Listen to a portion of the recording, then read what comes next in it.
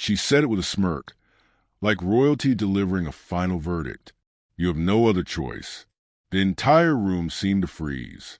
Even the air felt like it paused, waiting to see if I'd flinch. I didn't. I stood firm in the kitchen I had rebuilt with my own 2 hands. The same kitchen where she now sat, sipping wine and texting the man she thought I didn't know about.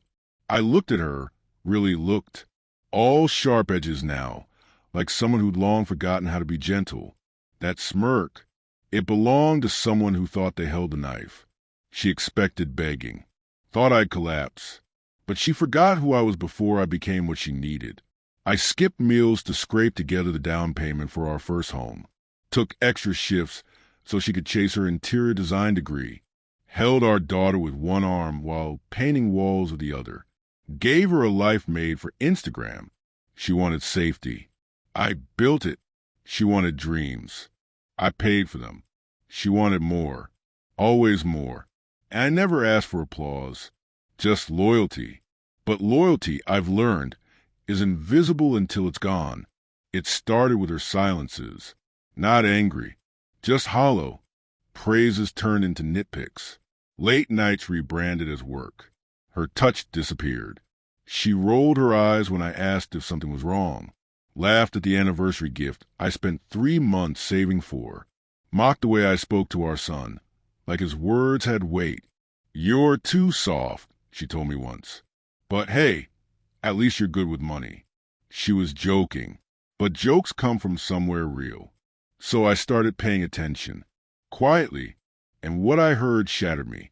The moment I broke didn't come with screaming, not when I found the messages, not even when I saw them walk out of a hotel, hands intertwined, not when she laughed over wine and said I was too boring to catch on.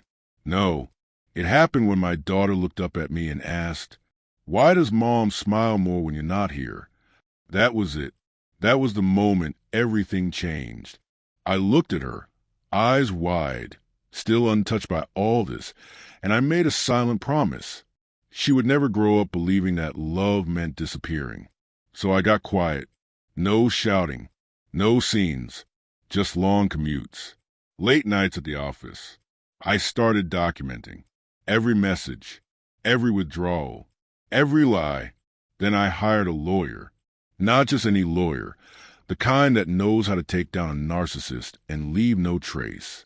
I built my case the same way I built our house. Carefully, deliberately, to last. I stopped arguing. Let her roll her eyes. Let her think I was weak. That was the plan. Then, one morning, while she scrolled on her phone beside her packed bag, I handed her the papers. She laughed until she read them. Custody? Mine. The house? Mine. Alimony? None.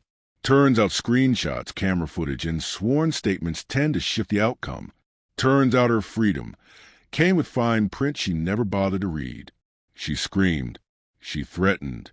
She cried. Then she begged. But I wasn't angry anymore. Just done.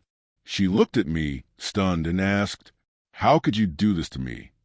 And I looked her in the eye and said, "You showed me how. Now there's silence, the kind you earn."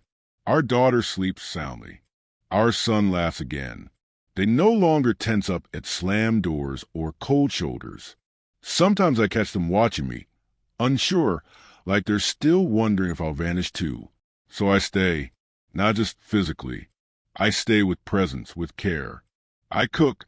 I listen. I protect. They'll know what real love looks like. And her? I don't hear much. She tried to move in with the man she risked it all for. Didn't last. He wanted the rush, not the consequences.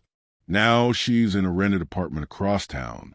No car, no circle, just a story she tells herself at night to fall asleep. But I don't hate her. Not anymore. Hate takes energy, and she's not worth that. I gave her everything, and in return, she gave me back me.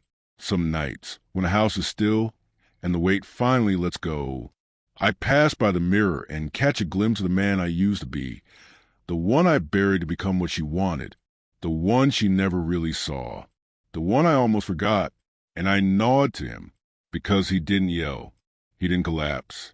He waited, and then he rose, quiet, ready, unforgiving. You have no other choice, she said. She was right.